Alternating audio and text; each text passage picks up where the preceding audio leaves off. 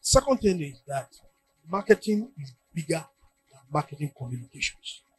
Advertising people have captured marketing, and they have given marketing a very narrow meaning. Advertisers are everywhere, and the problem that has created is that in many businesses, especially in the technology companies where a whole lot of growth in business is coming today, the concept of understanding of many people of marketing is marketing communications. Therefore, marketers increasingly, if you are not careful, you will no longer be in the room when the business is being discussed. It is when the business is discussed and finalized, they will now let's call the communications people to go and communicate what we have decided. Because marketers or marketing people reduced marketing to marketing communications, whereas the products, channel, pricing. Many aspects of this have been taken over by people in other professions. For example, in tech firms, the people who are looking at pricing, analytics, and so on are people from finance and engineering. Marketers, because the only thing we want to do are doing frilly things, brand preference.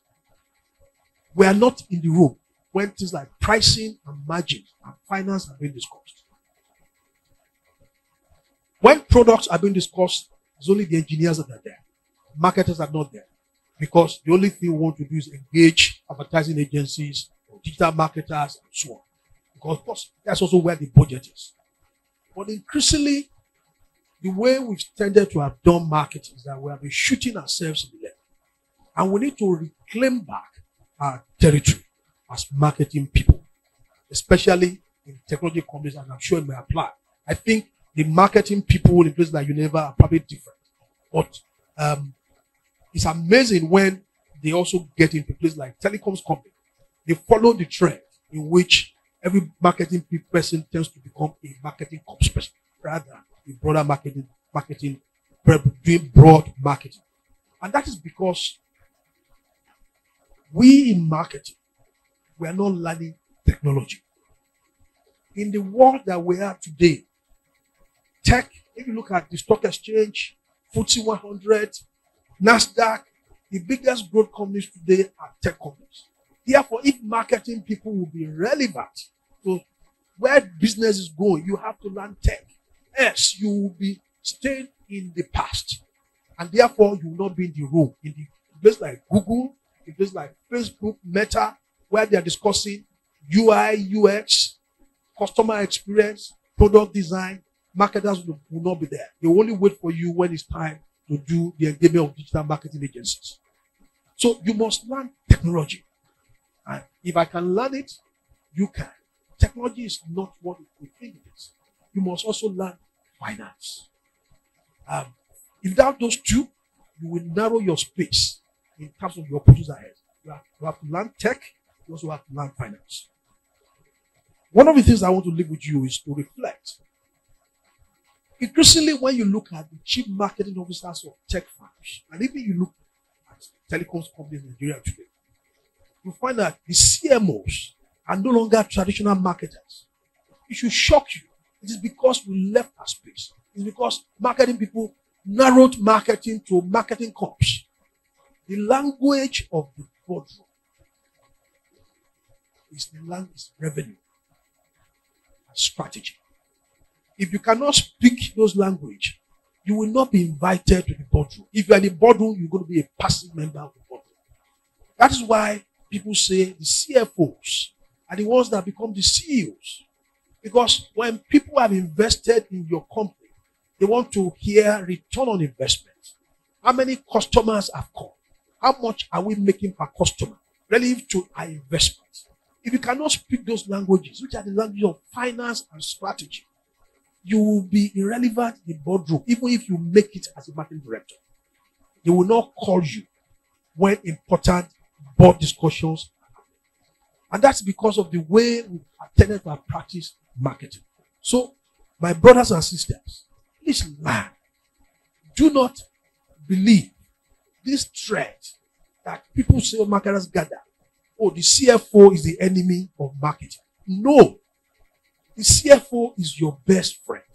Because if you understand the language of finance, return on investment, and you can take marketing in terms of your franchise, customer numbers, revenue per customer, you and the CFO, you'll be speaking the same language. The reason why the CFO is not the friend of the CFO is not a friend of marketing, because marketing people are not speaking revenue and P&L language. And therefore, you cannot communicate with the CFO who's in charge of ROI. And there's absolutely no reason. We are supposed to be the most versatile and the broadest people in the boardroom. But because we narrowed marketing to markups, because we let advertising and communications people captured marketing. And one of the things is that even when you now go to marketing in banks, who are the people that you find there? Not marketers. You find former journalists, former PR people, because that's what we reduce marketing to. So learn technology, learn finance. Performance marketing is a given. Don't believe these Malcolm's people who came from journalism, who are trying to say everything is, marketing cannot be held accountable. You must be held accountable. You want $1 billion and you don't want to be accountable, you just want to say, brand preference, feelings, they love it, brand love. Your shareholder says, Egole brand love. How much is it? How much is brand love putting on the table? That is the marketing we have to practice. Marketing is business. Performance marketing, accountable marketing. If you invest, I'm not saying marketing is all short term, but even when you are doing a long term, there must be clear metrics that shows that the $1 billion marketing investment that's given to you, even is not translated to profit today. I can see my customer numbers. I can see my franchise growing. I can see my customer base growing. If you don't speak those languages, you are just doing filly marketing. And you will not be there in the boardroom when key discussions are happening. So, brothers and sisters, I would like many of you, and I pray that this is not just the beginning, that many of you will become CEOs.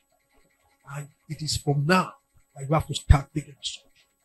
Think like the CEO, revenue, P&L, everything that you do, relate it back to that. Then you will be a far stronger, solid marketer and business leader. And only CFOs will not be the only people who will be making CEOs in the future. Thank you very much, and God bless the future. Ladies and gentlemen, let's make the applause louder.